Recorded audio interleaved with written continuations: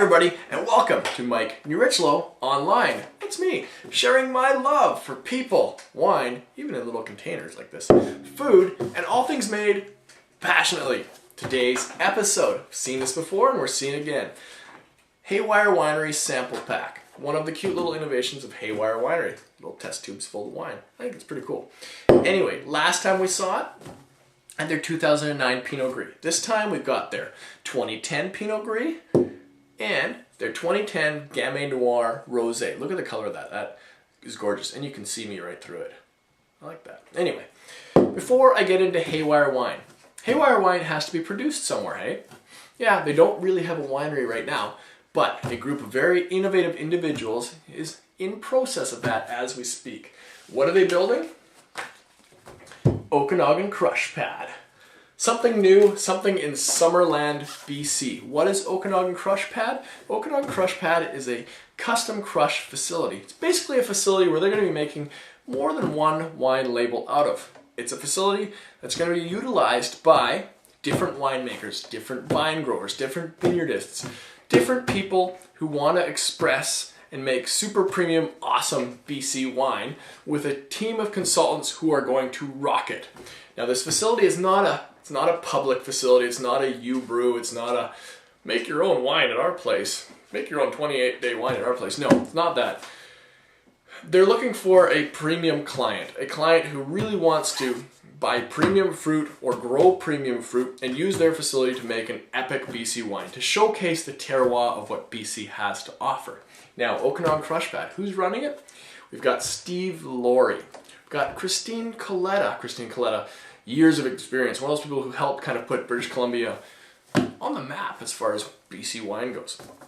We've got David Schofield, consultant, advisor, wine marketer, wine guru, more or less, for lack of a better term, in the BC wine world. Michael Barche, very, very experienced winemaker in the Okanagan. Not to mention super chill, super friendly guy. Great guy to have a pint with.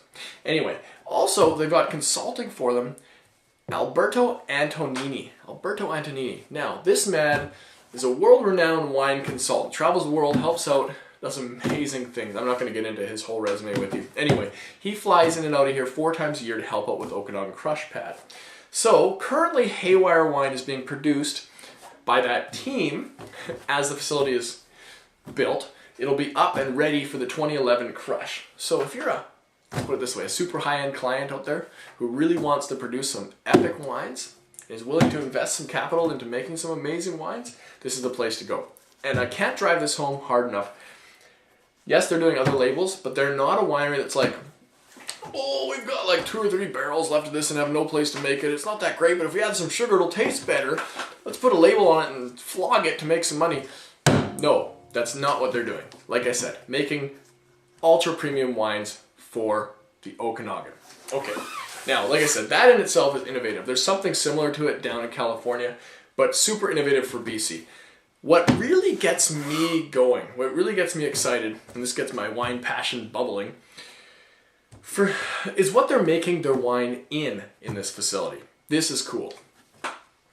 All over North America, we use stainless steel to make our wine in, to ferment it in, to store it in.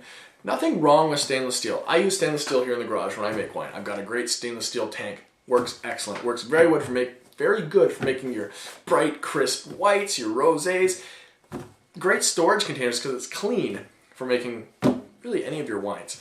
But the argument with that is for thousands of years in the wine world, they've used concrete for the same purpose, we'll put it that way. And still, in the old world, you'd be walking around Spain, go to Portugal, you'll see mom and dad still stomping around, or ma and pa stomping around in big old concrete vats to make their wine in, to do their initial ferment in. What is the difference between concrete to stainless? Stainless is clinical. Stainless you can clean. Stainless you know is sanitary, all right? Concrete, it's not that it's unsanitary. You can clean it, you can maintain it, you can take care of it, you rinse it out. But what's nice about concrete is it's semi-porous. Now they seal the concrete and everything as well, but the semi-porous concrete allows just some of the other parts of the wine to become interesting. Let's put it that way. It doesn't take away, it allows more to happen, more of the wine to thrive. Wine is a living thing. It's not pop, we'll put it that way. It's not soda, it's a living thing.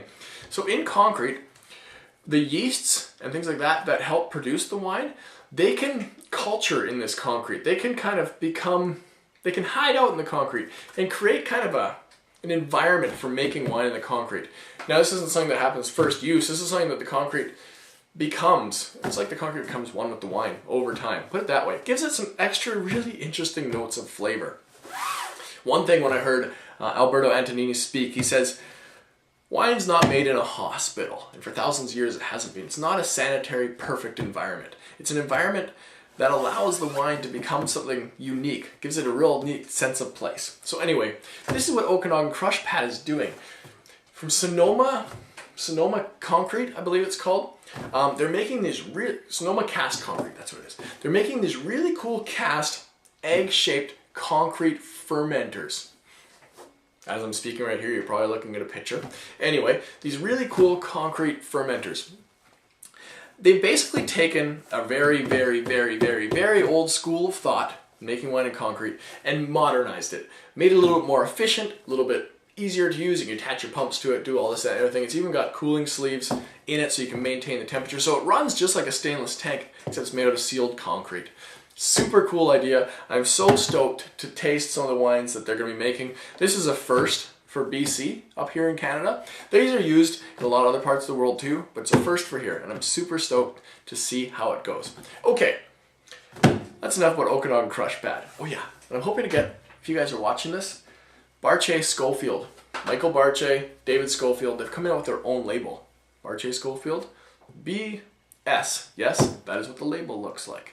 With a little sage branch running through it, because David Schofield is pretty stoked on the sage from the area where they grow their wines. That's a cool thing about the South Okanagan. You often find that sage flavor in the wine. So much of it growing there. Anyway, super cool. Stoked to taste those wines when they're released. Let's get into Haywire wine. Enough about Okanagan Crush Pad. First one, their 2010 Pinot Gris. Great little thing. One little splash for me to taste their wine here. All right. Nice Pinot Gris color. Oh, wow. Okay, I'm going to need a second with this wine.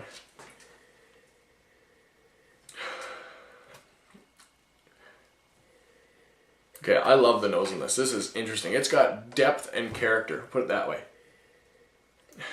Remember how I said you can often smell sage in the wines coming from these guys? That is definitely something coming through on this wine. It's got that sage spice. What's super neat is it's got this crazy minerality I'm tasting. I haven't tasted yet. Crazy minerality I'm smelling. It's like wet limestone, wet sand, something like that. Now, there's tons of fruit coming through on here. I'm going to venture to say lots of star fruit, kind of that yellow citrus, a bit of lemon.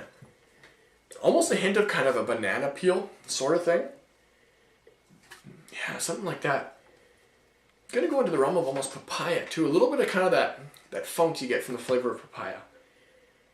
Neat nose. Really interesting nose. I'd almost say some kiwi or something too. It's all... I'm excited about this Pinot Gris.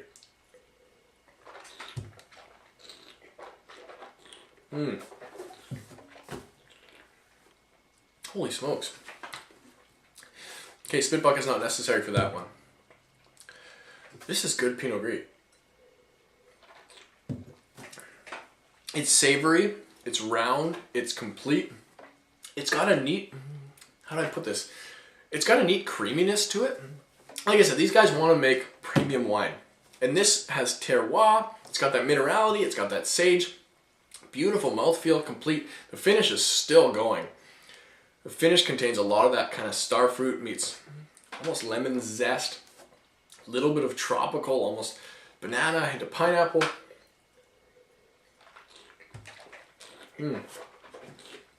Their 09 Pinot Gris, remember, was good. This is a lot better. So, for those of you who haven't had a chance to check it out, my new wine rating system. Where am I going to put this one? Wow. Okay. This Pinot Gris, in my opinion, deserves my great rating. I'm gonna even go into great plus. This is one of the better Pinot Gris I've had from the Okanagan. Okay, enough about that. I want to keep going on about it, but it's really good. Really good. I'm going to have to talk about some of that. We've got their Gamay Noir Rosé. Super stoked to taste this one. New release from them. Let's go for a little bit of a rinse here. So I'm getting the truth of the rosé. Love the color of this. Beautiful color. So like just light and subtle. That's how rosé should look. Rosé should not look like Kool-Aid. Kool-Aid rosé is over the top. Classically, this is what rosé looks like. All right, getting into this one. Okay, on the nose. Okay, right here, I'm pretty excited. I've tasted wines from them before. I'm excited about what this team has to offer. I'm excited about what they're making, and I'm just stoked to see what's going to happen on Okanagan Crush Pad. Okay, on the nose here. Again, so much going on. A subtle hint of that sage, not near as much as the Pinot Gris. Often you find a lot of strawberry and stuff in rosé, but I'm going to venture more melon. This is more like almost watermelon. Yeah, watermelon meets like slight honeydew. Also has that strawberry. Yeah, it definitely has the strawberry in there, but kind of that watermelon strawberry. Very much reminds me of Jolly Ranchers. I like that. On the palate.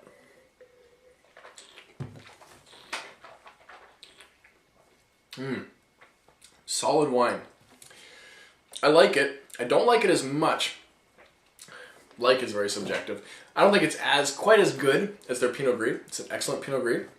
It's got a hint of juiciness to it. Almost reflects like a residual sugar, may or may not, but it's nice and juicy. It makes your mouth water, that's for sure. Nice creamy mouthfeel. Savoriness to it. It's got a savory minerality. Definitely a savory minerality. Again, you reflect that. There's that red fruit, red berries. A little bit of that watermelon. Really nice rosé. Really nice rosé. I like that a lot. I gave that other one a great. Let's go good plus. We'll go good plus for this rosé. Haywire, you guys are rocking it. Super stoked about what you're doing. Yes, this episode's running a little bit long. Tough. I'm excited about them. So thank you everybody out there so much for watching today. So much for watching today. And if you ever get a chance to meet the people at Okanagan Crush Pad, you'll find that they're just as depretentious as wine should be. So remember, wine, depretentious. We'll see all of you on the next episode.